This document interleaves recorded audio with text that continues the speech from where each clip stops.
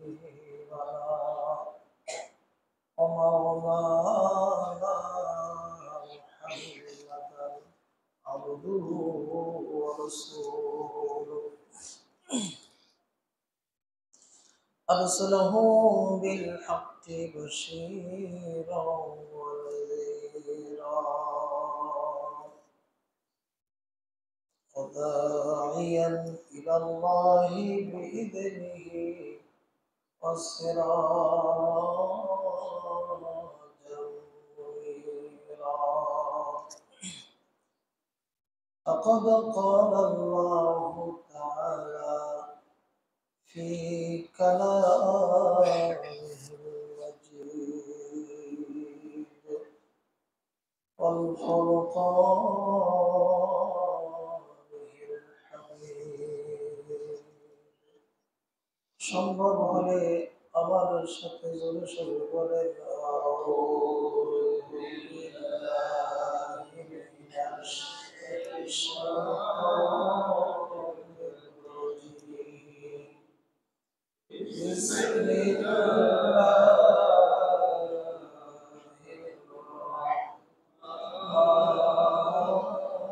রাহমানির রাহিম ومنهم من يقول ربنا آتنا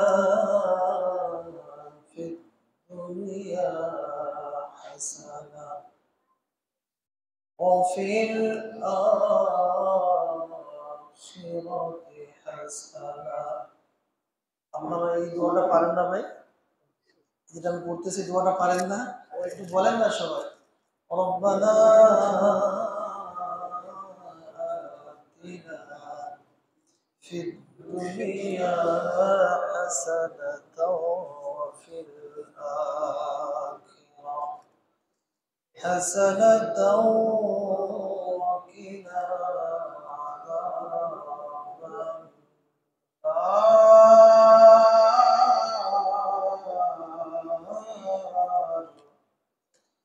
صدق الله العلي العظيم وصدق رسوله النبي الكريم وقال النبي صلى الله عليه وسلم من صام رمضان إيمانا واحتسابا غفر له ما تقدم من ذنبه قال رسول الله صلى الله عليه وسلم اللهم إنك عفو كريم تحب العفو فاعف عنا قال النبي صلى الله عليه وسلم اللهم أجرنا من النار উপস্থিত সম্মানিত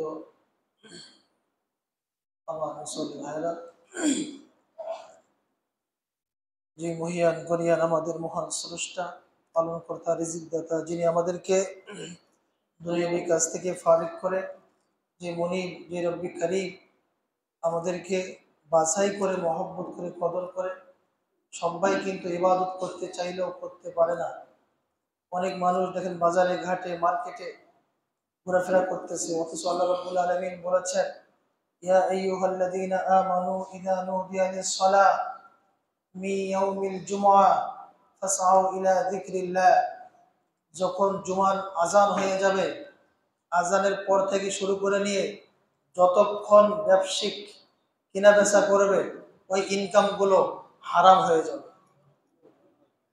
হালাল জিনিসটাকে আমরা কেমনে হারাম করে ফেলে দেখেন। আল্লাহ বলতেছেন ইয়া আইয়ুহাল্লাযীনা আমানু ইযা নুদিয়া লিস-সালাহ, যখন এই জুমার আজান হয়ে যাবে, মিন ইয়াউমিল জুমআহ ফাসআউ ইলা যিকরিল্লাহ, সাথে সাথে দোকান পাট সব বন্ধ করে দিয়ে মসজিদের দিকে ধাবিত হও, জিকিরের দিকে ধাবিত হও, আমার স্মরণে ধাবিত হও। তারপরেও যদি কেউ কিনা বেচা করে হালাল ব্যবসা, অথচ আজানের পরে কেনা বেচা করার কারণে ওই ইনকামগুলো হারাম হয়ে যায়। একটা উদাহরণ দিলে বুঝবেন যে হুজুর হালাল জিনিস আবার আজানের পরে একটু বেচা কিনা করলে হারাম হয় কেমনে? বলেন তো ভাই, গরু আমরা কেমনে জব করি? এদিকে না, এদিকে গরু জব করি না, এদিকে করলে কি হয়? হ্যাঁ, সামান্য দেখেন, এদিকে না করে এদিকে যদি করি হারাম হয়ে যাবে।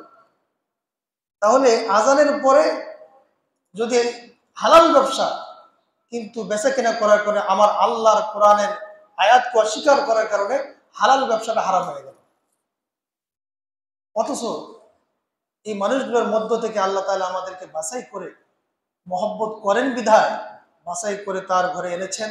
এই জন্য জোরে সোরে সকলে এক বাক্যে বলছি আলহামদুলিল্লাহ।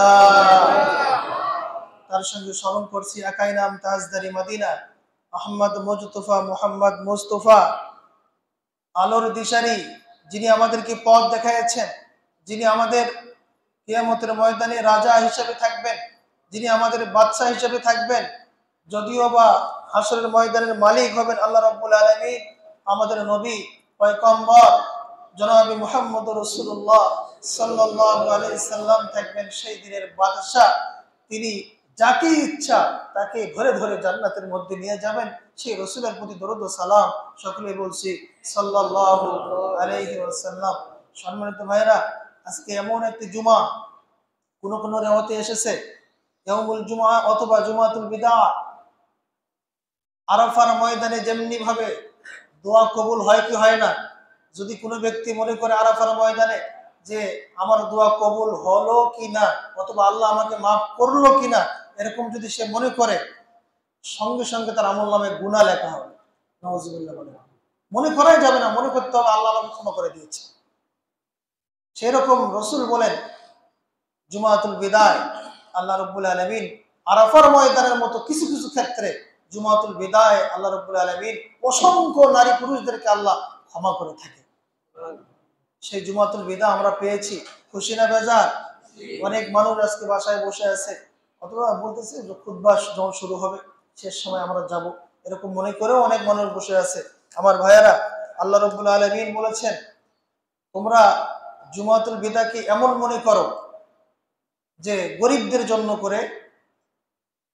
সে মসজিদে আসবে, সে যদি রোজা থাকে গোটা মাস ধরে, মসজিদে এসে জুমাতুল বিদায় যদি আল্লাহর কাছে শুধু এক ফোঁটা চোখের পানি ফেলায়, অথবা মাসিক কাঁদিলে কি দেখা যায় ভাই?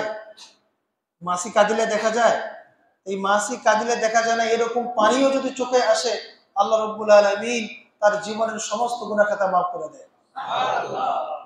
রোজাগুলোকেও কবুল করে নেয়, মুত্তাকি হিসাবে আল্লাহ রাব্বুল আলামিন তাকে কবুল করে নেয়, বলে আমিন। এই রোজার মাধ্যমে আমরা কি করলাম? আল্লাহ বলছেন লা ইয়ানালাল্লাহা লুহুমুহা ওয়ালা দিমাউহা ওয়ালাকিন ইয়ানালুহু তাকওয়া মিনকুম। সুবহানাল্লাহ বলেন। আমার ভাইয়েরা, আল্লাহ রাব্বুল আলামিন এই রোজার মাধ্যমে, সিয়ামের মাধ্যমে আমাদের তাকওয়াবান বানাইতে চায়। বলেন তো তাকওয়াবান কোথায় গেলে হওয়া যায়? আল্লাহর রাসূল দুইটা কথা বলেছেন। এক নম্বর, রমজানুল মুবারকের মাধ্যমে তাকওয়াবান হওয়া যায়। দুই নম্বর, আলেম ওলামাদের পাশাপাশি থাকলে পরে তাকওয়াবান হওয়া যায়। আমার ভাইরা, কুরআনুল কারীম থেকে আমি যে আয়াতটা তেলাওয়াত করেছি সূরাতুল বাকারা আয়াত নম্বর 201, ওয়া মিনহুম মাইয়াকুলু রাব্বানা। আল্লাহ বলেন তোমাদের মধ্যে এমন কিছু লোক আছে, সবাই না। ওয়া মিনহুম মাইয়াকুলু রাব্বানা, তোমাদের মধ্যে কিছু লোক আছে তারা বলে ও প্রতিপালক, রব্বানা, ও প্রতিপালক, আতিনা ফিদ দুনিয়া হাসানা, আমাকে দুনিয়ায় কল্যাণ দাও, স্বস্তি দাও, শান্তি দাও, নিরাপত্তা দাও।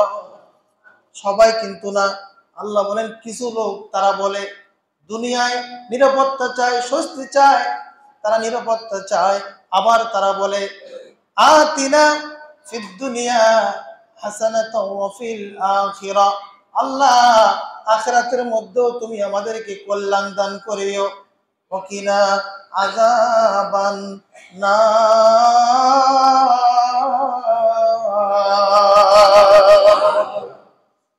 বলেন তো এই 10 দিন কিসের দিন চলতেছে? শেষের দশক কিসের? জাহান্নাম থেকে মুক্তি পাওয়া। আল্লাহ রসুল বলেন শেষ দশকে তোমরা বেশি বেশি করে আল্লাহুম্মা আযিরনা মিনান নার তেলাওয়াত করো, আল্লাহুম্মা ইন্নাকা আফুউন তুহিব্বুল আফওয়া ফা'ফু আন্না তেলাওয়াত করো। শুধু তাই নয়, দৈনন্দিন সম্ভব হলে ফকির মিসকিনকে 50 অথবা 100 যতটুকু সামর্থ্য আছে সামর্থ্য অনুযায়ী তোমরা সদকা করো। মনে রাখো এই ওসিলায় আমার আল্লাহ জাহান্নাম থেকে তোমাকে মুক্তি দান করতে পারে। আমার ভাইরা, এখানেও আল্লাহ বললেন ওকিনা আযাবান নার। ওই মানুষগুলো বলে আল্লাহ দুজকের আগুন থেকে, জাহান্নামের আগুন থেকে আমাদেরকে মুক্তি দাও।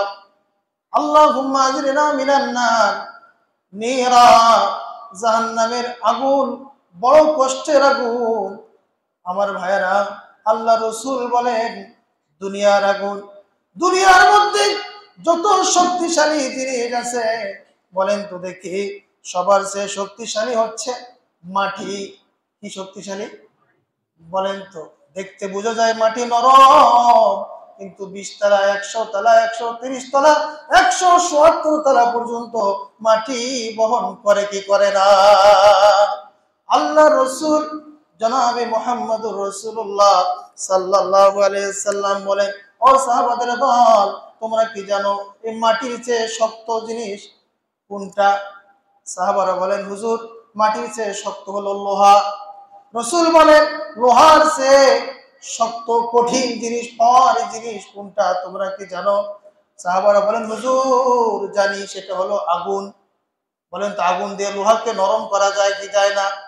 আমার ভাইয়েরা, রসুল বলেন আগুনের চেয়ে শক্তিশালী জিনিস কোনটা তোমরা কি জানো? সাহাবারা বলে, হুজুর আমরা জানি, সেটা হলো পানি। পানি দিয়ে আগুন নিভা সম্ভব কি সম্ভব না?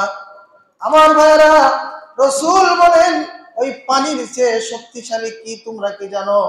সাহাবারা বলে, হুজুর জানি, পানির চেয়ে শক্তিশালী হলো বাতাস। আমার রসুল বলেন, ও সাহাবাদের দল, মাটির চেয়ে শক্তিশালী তোমরা মনে করো লোহা, লোহার চেয়ে শক্তিশালী মনে করো আগুন, আগুনের চেয়ে শক্তিশালী মনে করো পানি, পানির চেয়ে শক্তিশালী মনে করো বাতাস। মনে রাখবা, গুনাহগারের 1 ফোঁটা চোখের পানির কাছে পৃথিবীর সমস্ত শক্তিশালী গুলো ফেল মেরে যায়। 1 ফোঁটা চোখের পানি দিয়া কঠিন জাহান্নামের আগুন আমার আল্লাহ বন্ধ করে দেয়। এই 10 দিনে যদি 1 ফোঁটা চোখের পানি আমরা ফেলাইতে পারি জাহান্নামের ভয়ে, আল্লাহ রাব্বুল আলামিন আমাদের চোখের পানির ওসিলায় জাহান্নামের আগুন নিভে দিতে পারে কি পারে না? কিন্তু আমরা তো কান্দি না, দোয়া করার সময় আমার দিকে তাকান, এরকম করতেছে। আবার দোয়া করার সময় মনোযোগ নাই, চলে গেছে অন্য জায়গায়। এরকম লোক আছে না নাই? দোয়া করার সময় 2 পাও ফেলাইয়া দোয়া করতেছে। আরে ভাই, আপনি কার কাছে চান? যিনি পৃথিবীর বাদশা, যার উপর আর কোনো বাদশা নাই, তার কাছে আপনি আদবের সহিত বসে ফকির কাঙ্গাল ভিক্ষুক মিসকিনের মতো চাইবেন না? চাইয়া হাতগুলো এরকম করতেছে, পা দুটো ফেলাইয়া দিয়া চোখের পানি তো দূরের কথা বলতেছে না আমিন, আমিনও কয় না। এরকম হতভাগা আছে না? ওরা যদি এখন বলতে পারেন, হুজুর এই আয়াতটি আপনি পড়েছেন কারণ কি? কারণ হলো, বলেন তো, যারা হজ করেছেন এখানে হাজী সাহেব আছেন, রুকনুল ইয়ামিন থেকে শুরু করে নিয়ে হজরে আসওয়াদ পর্যন্ত ওই মাঝামাঝি জায়গাটার মধ্যে লক্ষ লক্ষ হাজিরা এই দোয়াটা পড়ে, রব্বানা আতিনা ফিদ দুনিয়া হাসানাতাও ওয়া ফিল আখিরাহ হাসানাতাও ওয়া কিনা আযাবান নার। হাজী সাহেব আপনারা কি পড়েছিলেন? এখানে আবার আরেকটা শব্দ বাড়ায় দেয়, ওয়াদখিলনাল জান্নাতা মাআল আবরার ইয়া আজিজ ইয়া গফফার ইয়া রাব্বাল আলামিন। এই শব্দটা রুকনুল ইয়ামিন থেকে শুরু করে নিয়ে হজরে আসওয়াদ পর্যন্ত মাঝামাঝি জায়গাটা পার হওয়ার সময় লক্ষ লক্ষ হাজিরা গুনগুন গুনগুন করে এই আয়াতটা পড়ে। তারপরেও আল্লাহ মানুষকে শান্তি, নিরাপত্তা, কল্যাণ কেন দিচ্ছে না? কারণ হলো আমরা এই আয়াতের মর্যাদা, ওই আয়াতের মূল ব্যাখ্যা বুঝতে পারি নাই। আমার ভাইরা, আল্লাহ রাসূল বলেন এই আয়াতের মূল ব্যাখ্যা হলো হাসানা শব্দের অর্থ কল্যাণ, হাসানা শব্দের অর্থ হলো নিরাপত্তা, হাসানা শব্দের অর্থ হলো স্বস্তি, শান্তি। আল্লাহর হাবিব বলেন সর্বপ্রথম 10টা আমলের মধ্যে, 10টা চাওয়ার মধ্যে সর্বপ্রথম চাওয়া হলো আল্লাহ তুমি আমাদেরকে কোরআন দান করে দাও। বলেন তো কোরআনের মতো নিরাপত্তা আর কোন জিনিস থাকতে পারে? কিন্তু আজকে আমরা কোরআনকে বাদ দিয়া শুধু রব্বানা আতিনা বলে যাই, কোরআনকে বোঝারও চেষ্টা করি না, বুঝে বুঝে পড়ারও চেষ্টা করি না। গোটা রমজান মাস চলে গেল, এমন অনেক ভাই আছেন 2 দিন তারাবি পড়েছেন। আরে ভাই, এমনি সময় আপনি কোরআন পড়তেও পারেন না, পড়ার চেষ্টাও করেন না, কিন্তু সুযোগ এসেছে রমজানে, এই রমজানের মধ্যে হাফেজরা কোরআন পড়ে, আপনি পিছে দাঁড়াইয়া দাঁড়াইয়া কি কোরআন শুনতে পারেন না? তার মানে আপনার তকদিরে, আপনার নসিবে আমার আল্লাহ তাকওয়াবান হিসাবে রাখেন না। এরকম লোক আছে না নাই? আমার ভাইরা, আল্লাহ রসুল বলেন যে ব্যক্তি রমজানুল মুবারকের মধ্যে কোরআনকে মূল্যবান মনে করলো, কোরআনকে তাকওয়াবান মনে করলো, কোরআনকে নিরাপত্তা মনে করলো, বলেন তো আমার কোরআন, আল্লাহ রাব্বুল আলামিনের দেওয়া কোরআন আমাদেরকে নিরাপত্তা দিতে পারে কি পারে না? আল্লাহ রাব্বুল আলামিন বলেন ওয়াসারিকু ওয়াসারিকাতু ফাকতাউ আইদিয়াহুমা জাযাআম বিমা কাসাবা লাকানাম মিনাল্লাহ।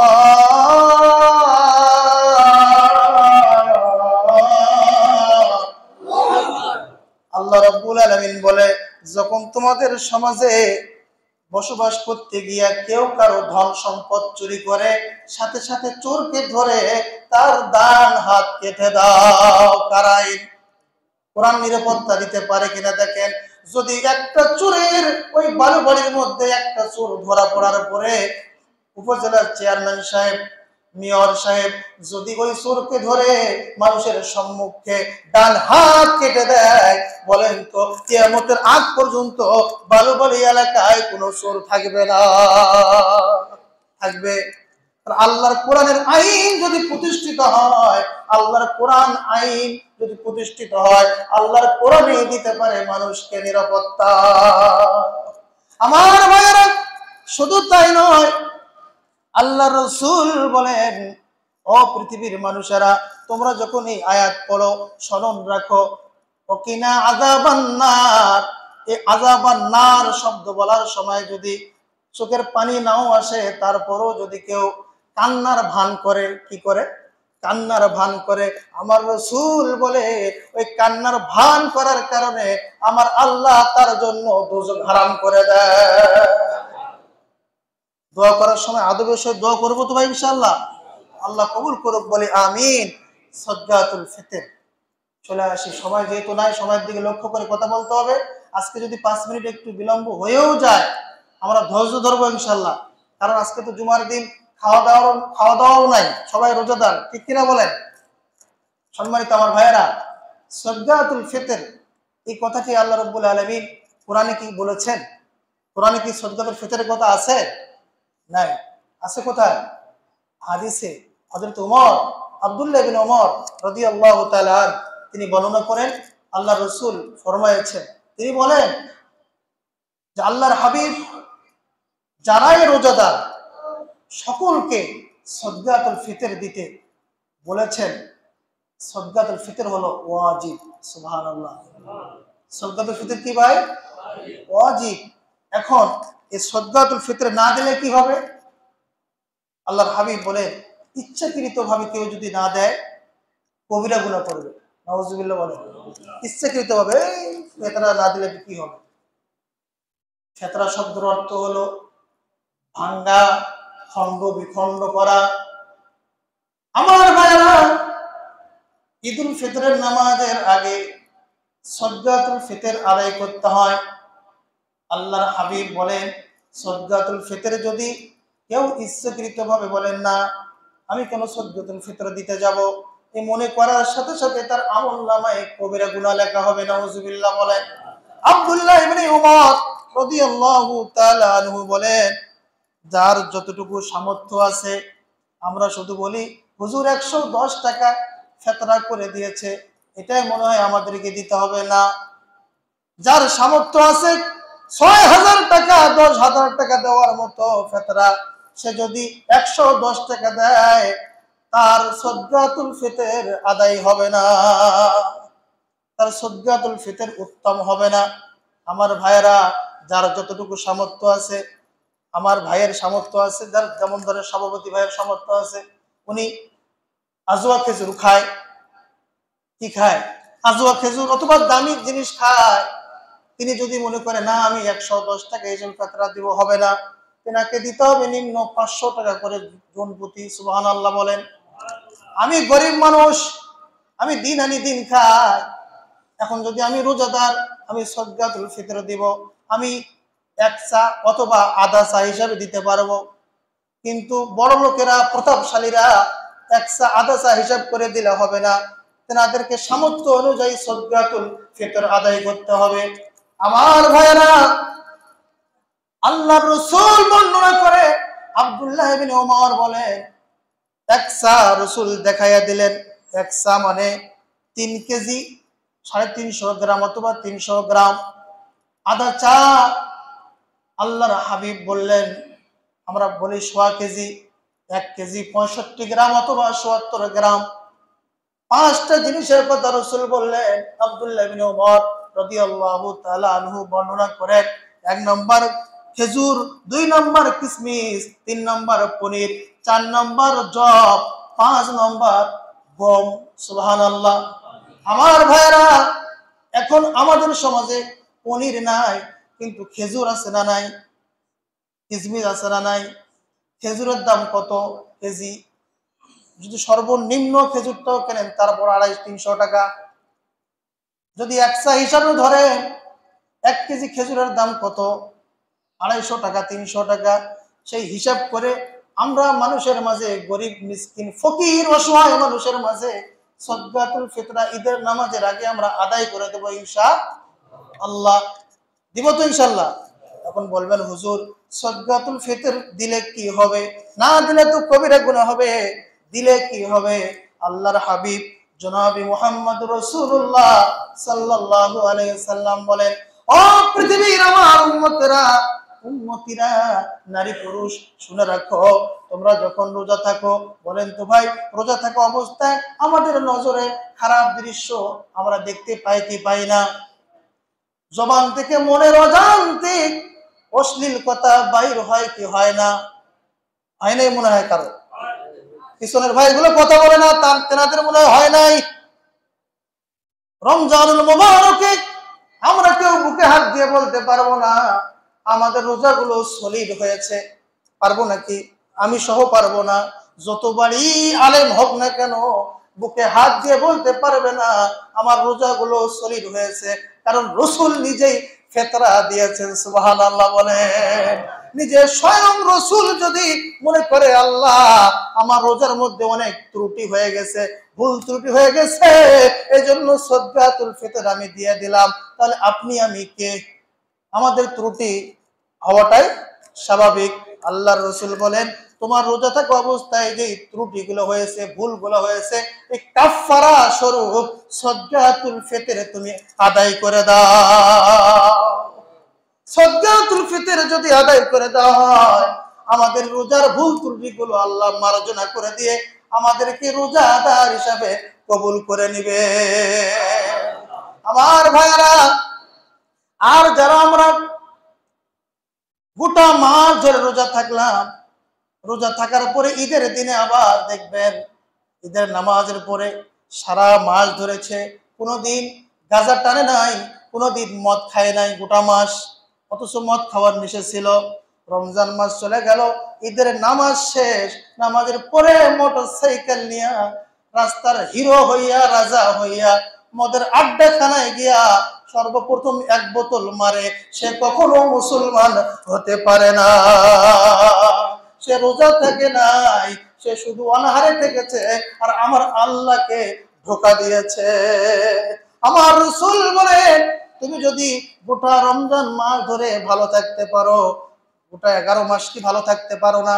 এখন প্রশ্ন আসে, হুজুর আমরা শুনেছি রমজানুল মুবারকে নাকি শয়তানকে বন্দি করে, করে কি করে না? বন্দি করে না ভাই?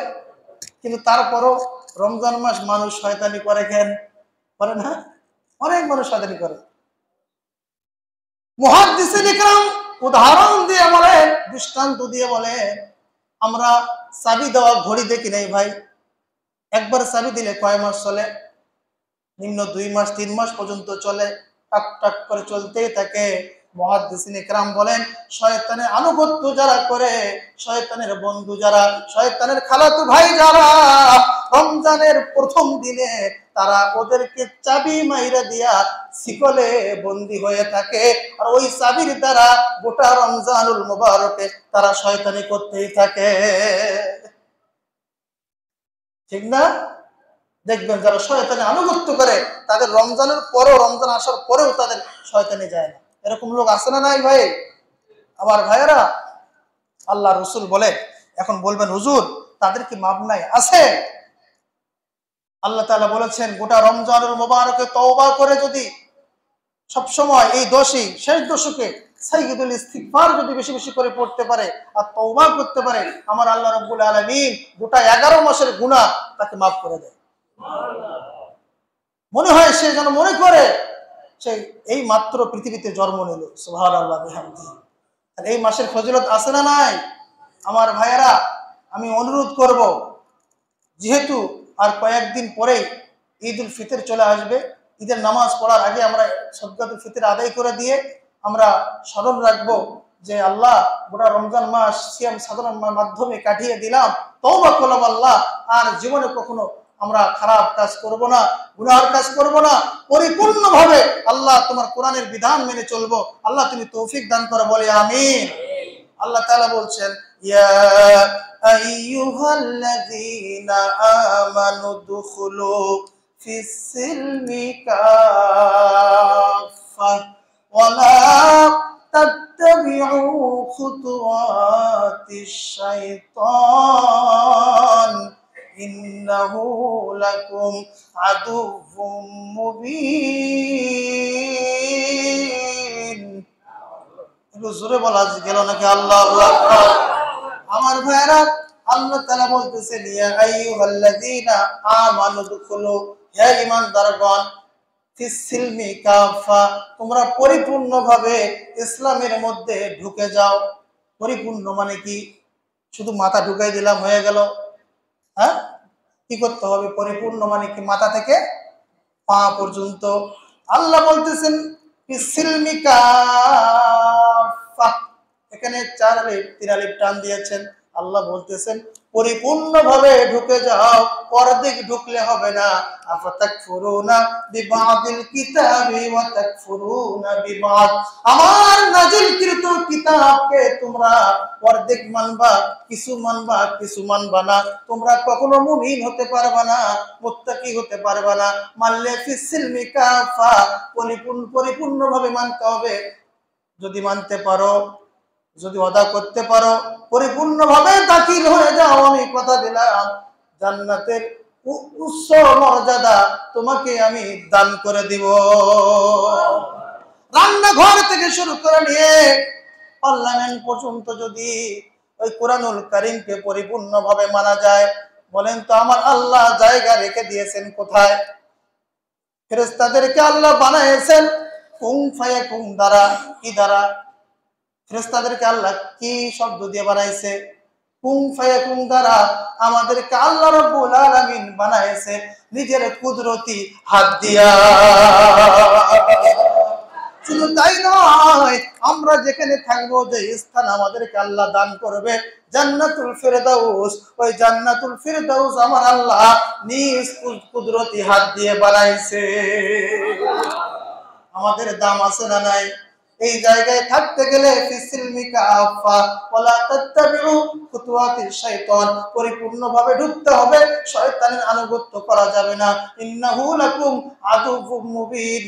যদি আমরা এটা বুঝতে পারি, তাহলে অবশ্যই আল্লাহ রাব্বুল আলামিন আমাদেরকে মুমিনের খাতায় আমাদের নামগুলো উঠাইয়া দিবে। আল্লাহ কবুল করুক বলে আমি। সম্মানিত আমার ভাইয়েরা, কথা লম্বা করব না, যেহেতু 1:30 বেজে গেছে। একটাই অনুরোধ করব, আমার ভাইয়েরা, অনেক ভাই আছেন 5 ওয়াক্ত নামাজ আপনারা রমজান মাস পড়েছেন, রমজানের পরে কি আমরা বাদ দিব ভাই? যদি বাদ দেন তাহলে আল্লাহ রাব্বুল আলামিনকে আমি মনে করি আপনারা ধোঁকা দিতে এসেছিলেন। আল্লাহ বলতেছেন, যখন জাহান্নামীদেরকে জাহান্নামে দেওয়া হবে, তখন জান্নাতীরা জিজ্ঞাসা করবে, তোমরা জাহান্নামে কেন? তখন তারা বলবে, ক্বালু লাম নাকু মিনাল মুসাল্লিন। কি বলবে? ক্বালু লাম নাকু মিনাল মুসাল্লিন, আমরা লোক দেখানো নামাজি ছিলাম। রমজান মাস যখন আসতো আমরা মসজিদ ঘরে যেতাম, মসজিদ নামাজ পড়তে আসতাম। তারা আবার বলবে, আর কি কারণ? প্রথম তারা বলবে, আমরা লোক দেখানো মুসল্লি ছিলাম। তারপরে বলবে, ওয়ালাম নাকু নুতঈমুল মিসকিন, আমরা মিসকিনদেরকে খাদ্য দিতাম না। নাউজুবিল্লাহ বলেন।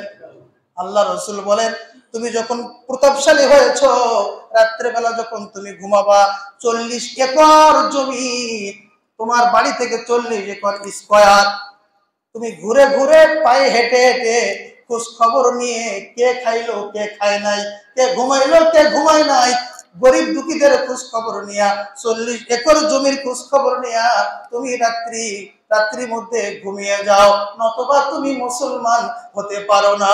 আল মুসলিমু ইখওয়াল মুসলিমুনা মিন লিসানিহি ওয়া ইয়াদি। জাহান্নামীরা বলবে, ওয়ালাম নাকু নুতঈমুল মিসকিন ওয়া কুননা নাখুদু মাআল খায়িদিন, আমরা মানুষের সঙ্গে খারাপ ব্যবহার করতাম। ভাইয়েরা আমার, এই জন্য লোক দেখানো নামাজি থেকে আল্লাহ আমাদেরকে হেফাজত করুক। সকলে বলি আমিন। ওয়া আখির দাওয়ানা আলহামদুলিল্লাহি রাব্বিল আলামিন।